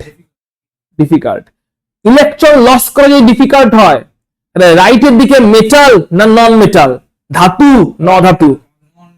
ক্লিয়ার? কারণ লেফটের দিকে লস করা ইজি, রাইটের দিকে লস করা ডিফিকাল্ট। লস করা ডিফিকাল্ট হলে ধাতব ধর্ম বাড়ছে কি কমছে? কমছে। তার মানে অধাতু হয়ে যাচ্ছে। ক্লিয়ার? লিখে রাখো তাহলে এখানে, যেহেতু আকর্ষণ বল বাড়ছে, ইলেকট্রন লস করা ডিফিকাল্ট, তাই ধাতব ধর্ম কমে যাচ্ছে। কারণ ইলেকট্রন বর্জন করা ডিফিকাল্ট হয়ে পড়ছে, ইলেকট্রন লুজ করা ডিফিকাল্ট হয়ে, ডিফিকাল্টি ইন লুজিং ইলেকট্রন, ইলেকট্রনকে লুজ করা ডিফিকাল্ট হয়ে পড়ছে, ডিফিকাল্টি পাওয়া যাচ্ছে ইলেকট্রন লুজ করাতে, তাই ধাতব ধর্ম আস্তে আস্তে কমে যাচ্ছে। তাহলে একবার বলো সমস্ত ধাতুগুলো কোন দিকে থাকে পর্যায় সারণীতে? বাঁ দিকে না ডান দিকে? একবার চেক করে নাও। বাঁ দিকে দেখো সব ধাতুগুলো বসে আছে, ডান দিকে তো সব অধাতু হয়ে যাচ্ছে আস্তে আস্তে। ওপর থেকে নিচে বলছি, ওপর থেকে নিচে আমাকে তাহলে বলো সাইজ বাড়ে কি কমে? অ্যাট্রাকশন, অ্যাট্রাকশন কনস্ট্যান্ট, কিন্তু সাইজ আস্তে আস্তে। তাহলে আবার বলবে অ্যাট্রাকশন কনস্ট্যান্ট হয়ে গেছে, সাইজটা আস্তে আস্তে বেড়ে যাচ্ছে, তাহলে একদম লাস্টের শেল থেকে ইলেকট্রন বের করে দেওয়া ইজি কি ডিফিকাল্ট? যদি ইজি হয় তাহলে ধাতব ধর্ম বা মেটালিক প্রপার্টি উপর থেকে নিচে কমছে কেন? বাড়ছে। উপর থেকে নিচে ইলেকট্রন লস করা ইজি হয়ে যাচ্ছে, তাহলে উপর থেকে নিচেই মেটালিক প্রপার্টি বা ধাতব ধর্ম বাড়ছে, কারণ লস করাকেই ধাতব ধর্ম বলে থাকি।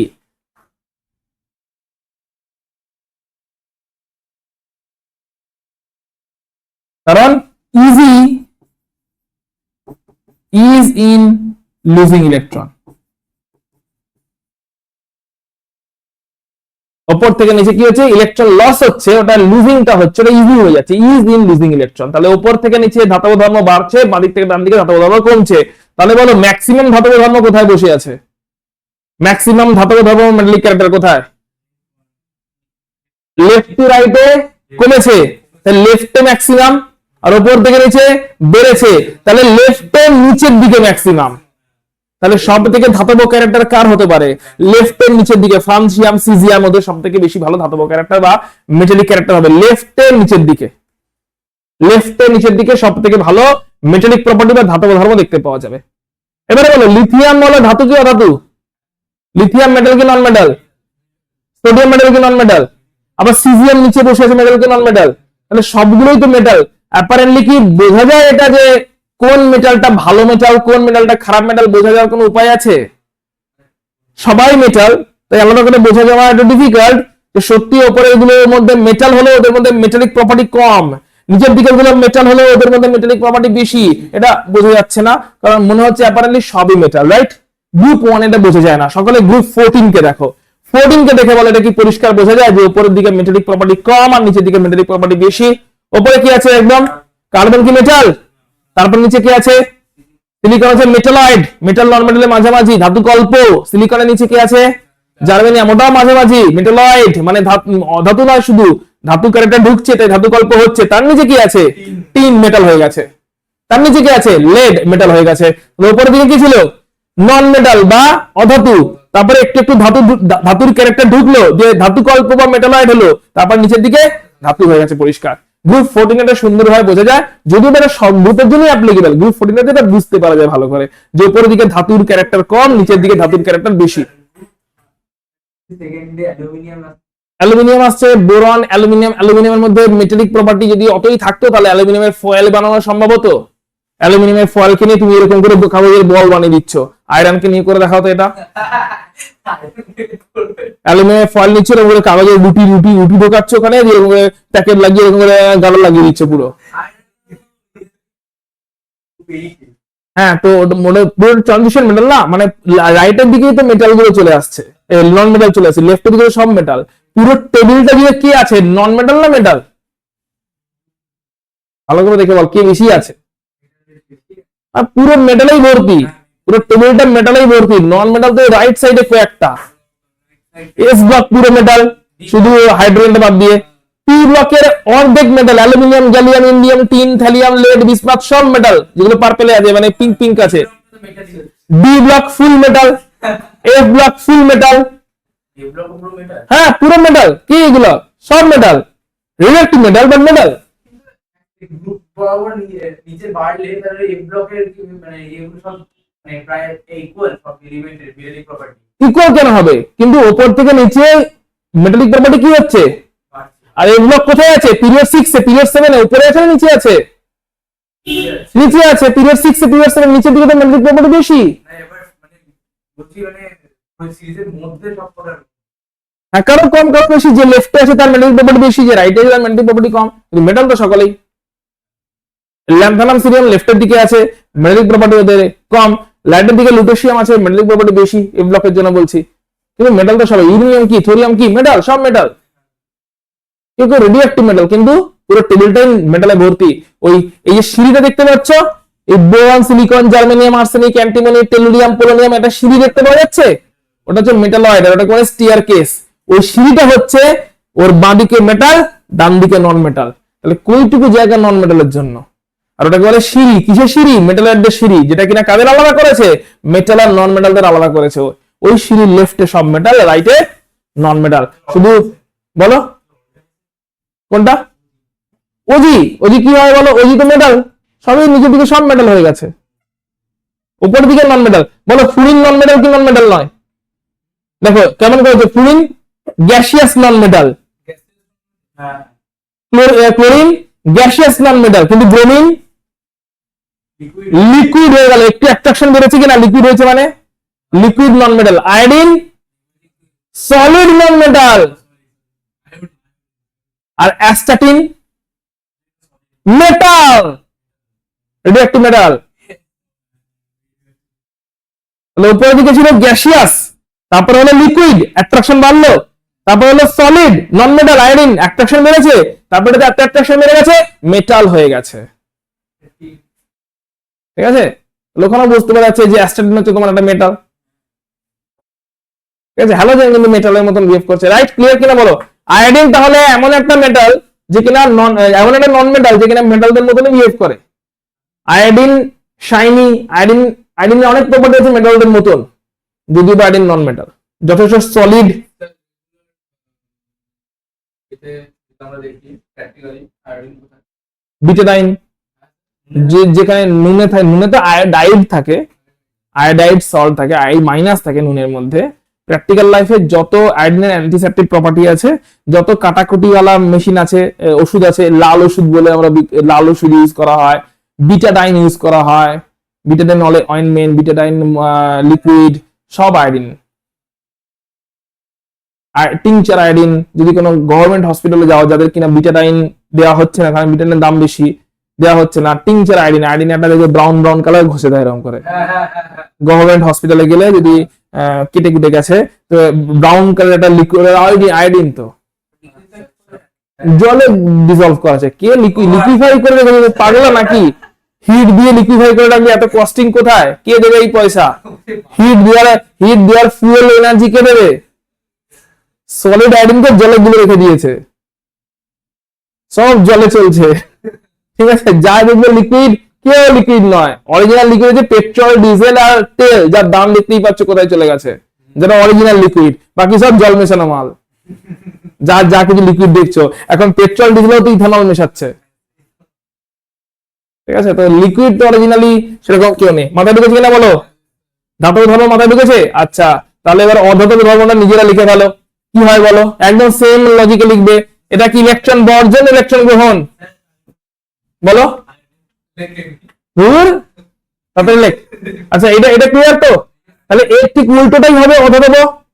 আর ওদের কি হবে? কিসের প্রবণতা? গ্রহণ না বর্জন? এই মেটালদের বর্জন। নন মেটালদের গ্রহণ বা অ্যাকসেপ্ট করার টেন্ডেন্সি থাকবে। অ্যাকসেপ্ট করার টেন্ডেন্সি হলে তখনই আমরা নন মেটাল বলবো। দু একটা এক্সাম্পল লিখবো, এবং তাহলে ওরা তড়িৎ ধনাত্মক হবে না তড়িৎ ঋণাত্মক হবে? কারণ নন মেটাল ইলেকট্রন গ্রহণ করবে, গ্রহণ করে কি হবে? ক্যাটায়ন হবে কি অ্যানায়ন হবে? অ্যানায়ন হবে, তড়িৎ ঋণাত্মক ধর্ম দেখাবে ওরা। ঠিক আছে, এবং আমরা এর ঠিক উল্টো প্রপার্টি শো করবো। নিজেরা লিখতে শুরু করো, আমার ভরসায় বসে দেখো, আমিও লিখছি, লাস্টে মিলিয়ে নেবে। মেটালদের মতনই লিখতে থাকো, মেটালদের তো লিখেছে তো, ওই একই ছকে নন মেটাল গুলো লিখে ফেলো, লাস্টে গিয়ে শুধু মিলিয়ে নেবে। আমিও লিখছি, তোমরাও লেখো, মিলিয়ে নেবে। রাইট, দেখা হয়েছে? চলো পরেরটা যাচ্ছি তাহলে। তাহলে এখানে বলবো কি? ইলেকট্রন গ্রহণের প্রবণতা, টেন্ডেন্সি টু অ্যাকসেপ্ট ইলেকট্রন।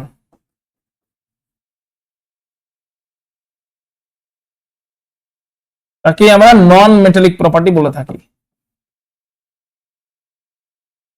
এক্সাম্পলে কোন গ্রুপ নেব? 17 দারুন নন মেটাল। এটা খুবই ইজিলি ইলেকট্রন অ্যাকসেপ্ট করে, একদম সরাসরি বোঝানো যায়, হ্যালোজেন থেকে হ্যালাইড বানিয়ে দেয়।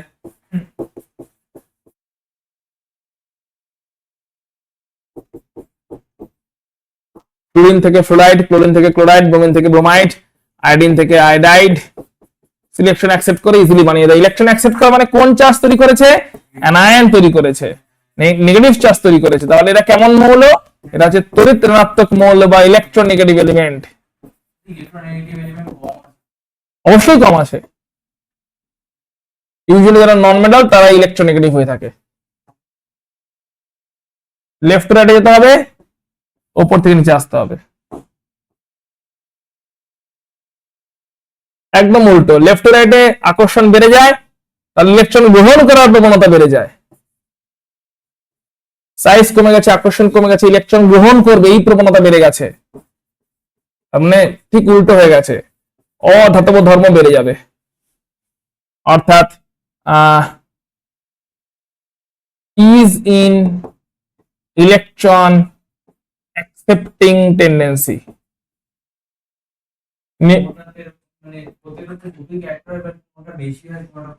মানে বুঝলাম না।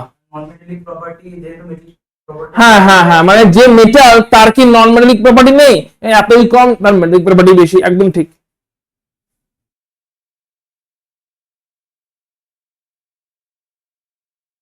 কৌস্তব বসে আছিস কেন, লিখছিস না কেন?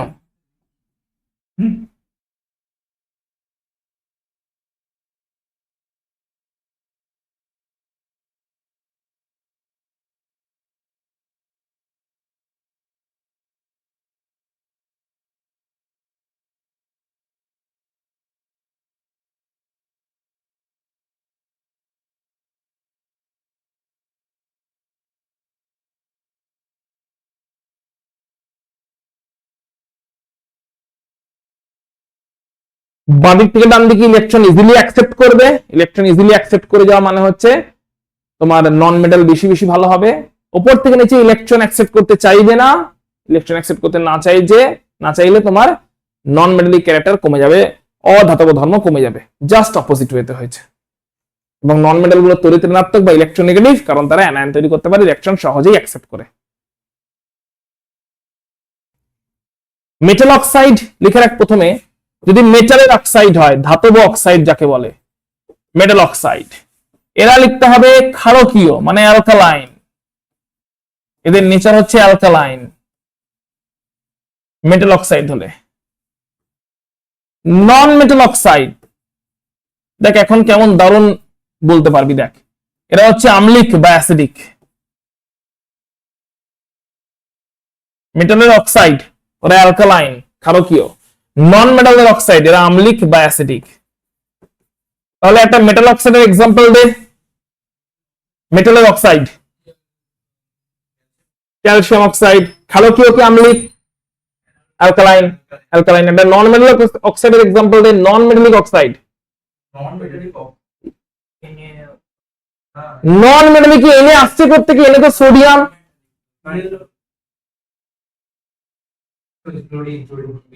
কমন বল, নন মেটাল কমন অক্সাইড কিছু, নন মেটাল অক্সাইড।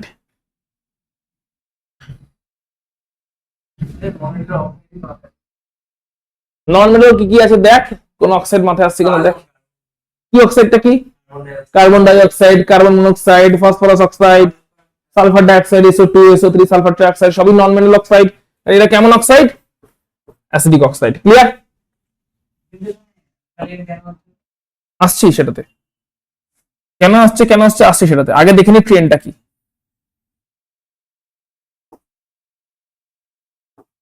বুদ্ধি করে বল, লেফট টু রাইট এবার বল, ধাতব ধর্ম কি হয়, মেটালিক ক্যারেক্টার কি হয়? Very good. এন্ড অধাতব ধর্ম কি হয়? নন মেটালিক ক্যারেক্টার কি হয়? বারে, তাই তো? তাহলে এবার বলবি অক্সাইড গুলো অ্যালকালাইনিটি বা ক্ষারকীয়তা কি হবে, বেসিসিটি কি হবে? অক্সাইড গুলোর বেসিসিটি কি হবে বা ক্ষারকীয়তা কি হবে? ইয়েস, অক্সাইডের ক্ষারকীয়তা। ভালো করে বুদ্ধি করে বলবি। লেফট থেকে রাইটে, সবই তো লেফট থেকে রাইটে যাচ্ছি। প্রথমে বল রাইটে, লেফট থেকে রাইটে ধাতু ক্যারেক্টারটা বাড়ছে না কমছে? লেফট টু রাইটে ধাতু বা মেটাল এই ক্যারেক্টার বাড়ছে না কমছে? লেফট থেকে রাইটে ধাতু বা মেটাল এই ক্যারেক্টারটা বাড়ছে না কমছে? কমছে। আর ধাতুগুলোর অক্সাইড কেমন? অ্যালকালাইন বা বেসিসিটি ক্ষারীয়। তাহলে লেফট টু রাইটে ধাতুর ক্যারেক্টার কমে যাচ্ছে, তাহলে অক্সাইড গুলোর ক্ষারকীয়তা বা বেসিসিটি কি হচ্ছে? ক্লিয়ার? তাহলে অক্সাইড গুলোর আম্লিক ধর্ম কি হচ্ছে?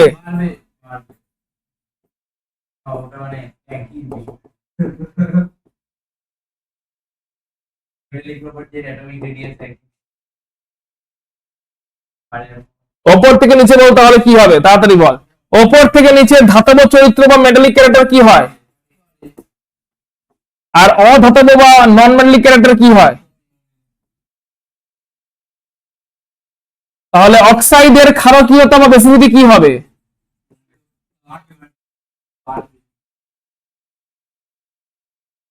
ধাতু ক্যারেক্টার বাড়ছে মানে ক্ষারকীয়তা বাড়বে, আর আম্লিক ধর্ম বা অ্যাসিডিটি কমবে।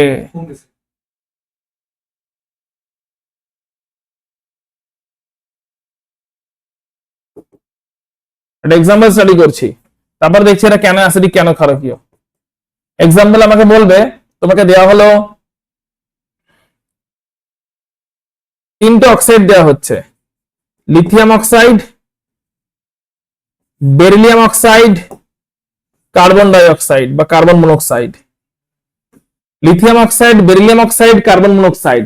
কোন অক্সাইডটা অ্যাসিডিক, কোন অক্সাইডটা বেসিক ক্ষারকীয়, আর কোনটা উভধর্মী বেসিক হলো বলতে হবে। উভধর্মী মানে অ্যাম্ফোটেরিক, দুই রকমই। লিথিয়াম অক্সাইড এটা কি? লিথিয়াম কোন দিকে আছে, লেফট না রাইটে? লেফটে। লেফটে কোন ধর্ম, ধাতু না অধাতু? মেটাল।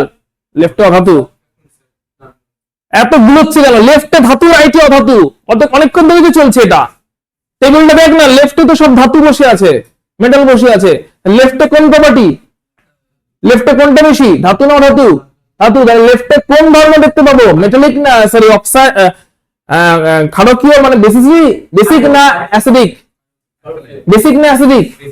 বেসিক বা ক্ষারকীয়। অ্যাসিডিক দেখতে পাবো? না, আম্লিক দেখতে পাবো? দেখতে পাবো না। তাহলে লিথিয়াম অক্সাইড কোথায় বসেছে, লেফটে না রাইটে? বেসিক না acidic? Basic oxide. Metallic oxide মানেই বেসিক অক্সাইড। কার্বন মনোক্সাইড কেমন অক্সাইড হবে? Acidic oxide. গ্যাস গ্যাস, কিন্তু acidic gas, acidic gas. Carbon monoxide, carbon dioxide সবাই acidic gas. Sulphur dioxide acidic gas, ঠিক আছে? আচ্ছা এবার বলো বেরিলিয়াম অক্সাইডটা কেমন হবে তাহলে? দু রকমই হবে, একদম ঠিক। দু রকমের অক্সাইডকে কি বলে? উভধর্মী অক্সাইড, যে কিনা অ্যাসিডের প্রপার্টি শো করে, যে কিনা বেসের প্রপার্টি শো করে। অ্যাম্ফোটেরিক অক্সাইড বা উভধর্মী অক্সাইড।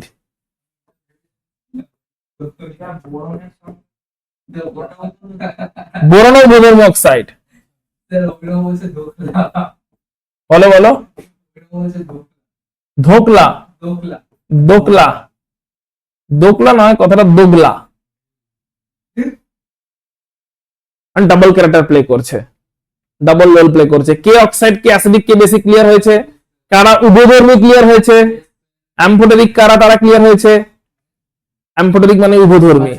সেবার তোমার জন্য আমার কোয়েশ্চেন, চারটে অপশন দিচ্ছি, কোনটা অ্যাম্ফোটেরিক বলতে হবে? উভধর্মী। অ্যাম্ফোটেরিক অক্সাইড বা উভধর্মী oxide. Option number A sodium oxide. Option number B ফসফরাসের oxide, phosphorus pentoxide. Option C calcium oxide. Option D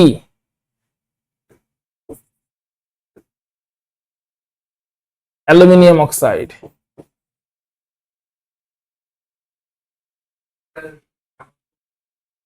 কেন মনে হচ্ছে বল? বল অপশন গুলো বল, তোর মনে হচ্ছে কোনটা কারেক্ট অপশন? উভধর্মী অক্সাইড বা অ্যাম্ফোটেরিক অক্সাইড। ফোর, ওকে, তোর বল কোন অপশন?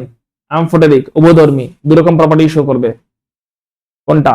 মুস্তাফ aluminium oxide. তুমি বলো ফসফরাস অক্সাইড। সো চেক করে নেওয়া যাক অ্যালুমিনিয়ামটা কোথায় আছে। দেখো একদম লেফটে না একদম রাইটে না, মোটামুটি মাঝামাঝি জায়গায়। আর মাঝামাঝি জায়গায় যারা আছে তারাই উভধর্মী। অ্যালুমিনিয়ামটা তো মেটাল। একদম মেটাল, কিন্তু একদম কি সেই লেভেলের মেটাল?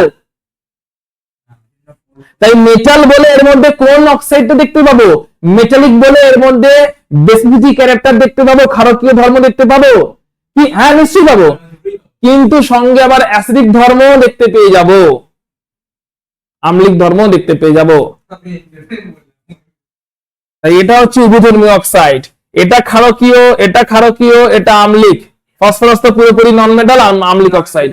যেগুলো মেটালয়েড ওইগুলো হ্যাঁ নো ডাউট, কিন্তু এখানে কি মেটালয়েড পাচ্ছিস? অপশনে তো পাচ্ছিস না। তাহলে এটা কি sodium metalloid, phosphorus metalloid, calcium metalloid, অ্যালুমিনিয়ামটা মেটালয়েড না। কিন্তু মেটালয়েডের কাছে কোনটা বসে আছে তাহলে? অ্যালুমিনিয়ামের মাথায় কি আছে ভাব? কি আছে অ্যালুমিনিয়ামের মাথায়? আরে টেবিলটাতে অ্যালুমিনিয়ামের মাথায় কে বসে আছে? বোরন। বোরন কেমন? অ্যাম্ফোটেরিক। তাহলে ওর নিচে অ্যালুমিনিয়ামের মধ্যে সেই ধর্ম একটু হলেও থাকবে কি থাকবে না? ঠিক আছে, বলো মাথায় ঢুকেছে কিনা? রিলেটেবল পয়েন্টটা মাথায় ঢুকে গেছে? ক্লিয়ার? হ্যাঁ এটা প্রথম ক্লাসে বলেছিলাম টেবিলের একদম। টেবিলে ফেলে দাও টেবিল মাথায় ঘোরালে বল এবার এগুলো কি এত কিছু মনে রাখতে হবে না। তো টেবিল মনে থাকলে লেফটে তো সব মেটাল, রাইটে সব নন মেটাল, টেবিলে দেখতেই পাচ্ছি। তাহলে আমাদের করে মনে রাখতে হবে যে মেটালিক ক্যারেক্টার লেফট টু রাইটে কি হয়, মেটালিক ক্যারেক্টার লেফট টু রাইটে কমে, কারণ দেখতেই পাচ্ছি রাইটে মনে আছে সব নন মেটাল বসে আছে আর লেফটে সব মেটাল বসে আছে। দেখতেই পাচ্ছি যেখানে লেফটে সব মেটাল আর রাইটে সব নন মেটাল, তাহলে এই কোশ্চেনটা তো আর মানে টেন্ডেন্সি মনে রাখতে হচ্ছে না যে লেফট টু রাইটে মেটাল গুলো চলে যাচ্ছে আর নন মেটাল ক্যারেক্টার বেড়ে যাচ্ছে। আর নন মেটাল বেড়ে যাচ্ছে মানে অক্সাইড গুলো আবার অ্যাসিডিক ধর্ম বেড়ে যাচ্ছে, মেটাল ক্যারেক্টার কমে যাচ্ছে মানে বেসিক ধর্ম অক্সাইড গুলোর কমে যাচ্ছে। টেবিল মাথায় ঘুরলেই তো এটা হয়ে যাবে। মানে অ্যাটমিক রেডিয়াস যেদিকে আছে মেটালিক প্রপার্টি আর এখানে বেসিক প্রপার্টি একই। এবার কথা হচ্ছে এক্সাম হলে তোর এইটাই মনে পড়বে না অ্যাটমিক রেডিয়াস যে অ্যাটমিক বেস কোন দিকে মনে পড়বে, মেটালিক প্রপার্টি নন মেটালিক প্রপার্টি কোন দিকে যাচ্ছে মনে পড়ছে না, যেহেতু তোর এটা মনে পড়বে না এক্সাম হলে যে মেটালিক প্রপার্টি আর নন মেটালিক প্রপার্টি গুলো কার সঙ্গে সমান সমান ধরে চলছিলাম।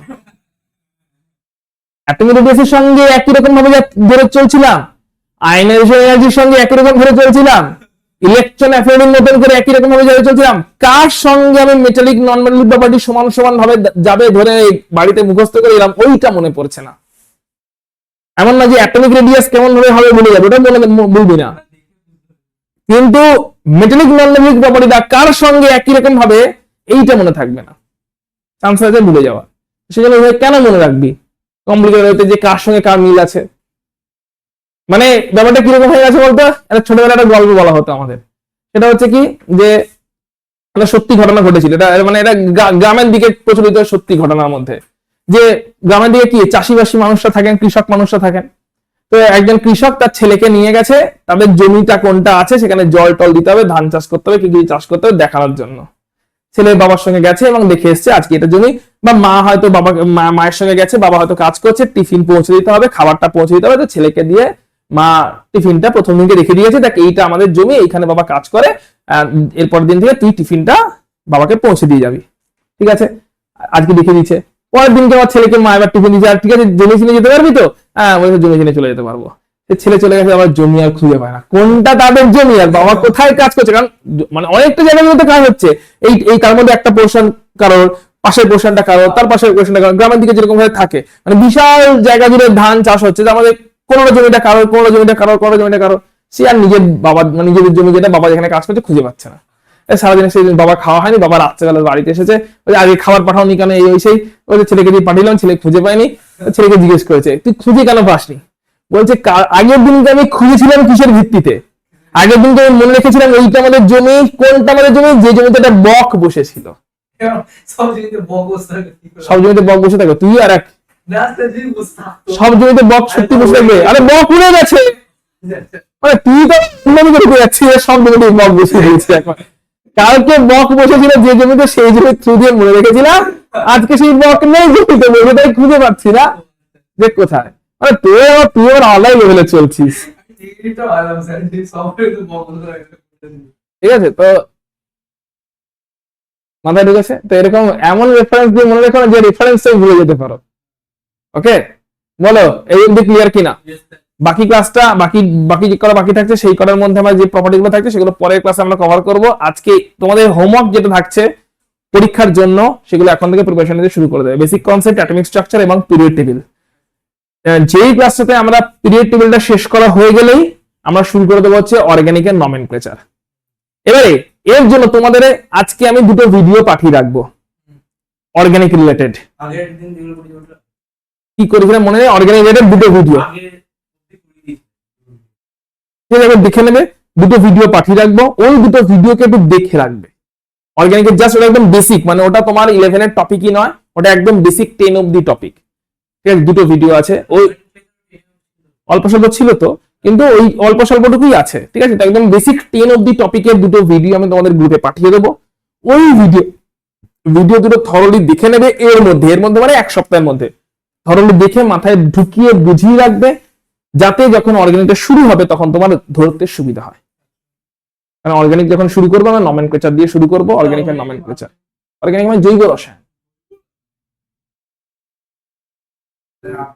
এক্সাম্পল দিলেন যে দুই ল্যান্ডমার্কটা দেখে চিনেছিলাম